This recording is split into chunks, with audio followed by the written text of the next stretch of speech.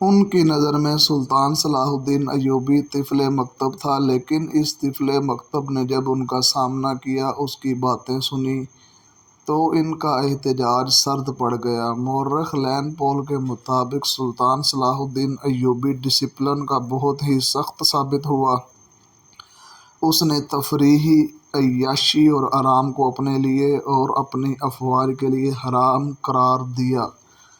اس نے اپنی تمام جسمانی اور ذہنی قوت صرف اس میں خرچ کی کہ ملت اسلامیہ کو پھر سے ایک کر سکیں اور صلیبیوں کو یہاں کی سرزمین سے نکال سکیں۔ سلطان صلاح الدین ایوبی فلسطین پر ہر قیمت قبضہ کرنا چاہتا تھا، اور یہی مقاصد سلطان صلاح الدین ایوبی نے اپنی فوج کو دیے۔ مصر کا وائسرائے بن کر سلطان نے اللہ نے مجھے مصر کی سرزمین دی ہے اور اللہ ہی مجھے فلسطین بھی عطا کرے گا۔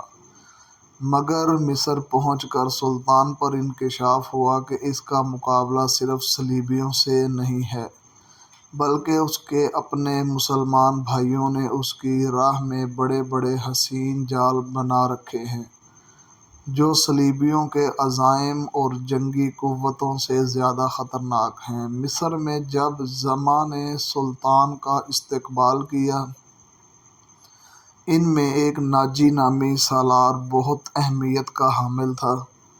سلطان نے سب کو سر سے پاؤں تک دیکھا۔ سلطان کے ہونٹوں پر مسکراہٹ اور زبان پر پیار کی چاشنی تھی۔ بعض پرانے افسروں نے سلطان کو ایسی نظروں سے دیکھا جن میں طنز اور تمسخر تھا۔ وہ صرف سلطان صلاح الدین ایوبی کے نام سے واقف تھے، یا یہ کہ یہ ایک شاہی خاندان کا فرد ہے اور اپنے چچا کا جانشین ہے۔ وہ یہ بھی جانتے تھے کہ نور الدین زنگی کے ساتھ سلطان صلاح الدین ایوبی کا کیا رشتہ ہے۔ ان سب کی نگاہوں میں سلطان صلاح الدین ایوبی کی اہمیت بس اس کے خاندان کی بدولت تھی، یا صرف یہ کہ وہ مصر کا وائسرائے بن کر آیا تھا۔ اس کے سوا انہوں نے سلطان صلاح الدین ایوبی کو کوئی وقت نہ دی۔ ایک بوڑھے افسر نے اپنے ساتھ کھڑے افسر کے کان میں کہا، بچہ ہے، اسے ہم پال لیں گے۔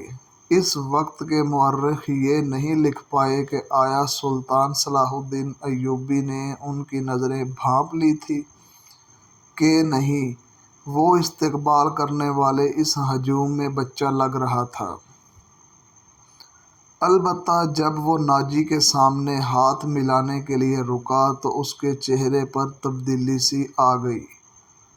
تھیوا ناجی سے ہاتھ ملانا چاہتا تھا، لیکن ناجی جو اس کے باپ کے عمر کا تھا، سب سے پہلے درباری خوشامدیوں کی طرح جھکا، پھر ایوبی سے بغل گیر ہو گیا۔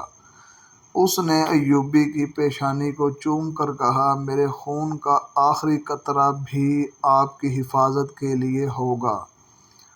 تم میرے پاس زنگی اور شرداہ کی امانت ہو۔ میری جان عظمت اسلام سے زیادہ قیمتی نہیں۔ محترم، اپنے خون کا ایک ایک قطرہ سنبھال کر رکھیے۔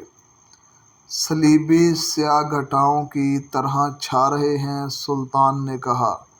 ناجی جواب میں صرف مسکرایا، جیسے سلطان نے کوئی لطیفہ سنایا ہو۔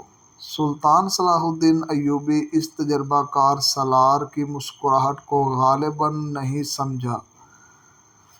ناجی فاطمی خلافت پر وردہ سالار تھا۔ وہ مصر میں باڈی گارڈز کا کمانڈر تھا، جس کی نفری 50,000 تھی اور ساری کی ساری نفری سوڈانی تھی۔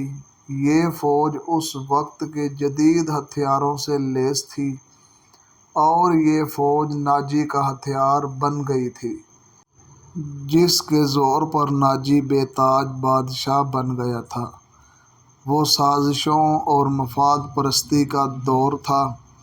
اسلامی دنیا کی مرکزیت ختم ہو گئی تھی۔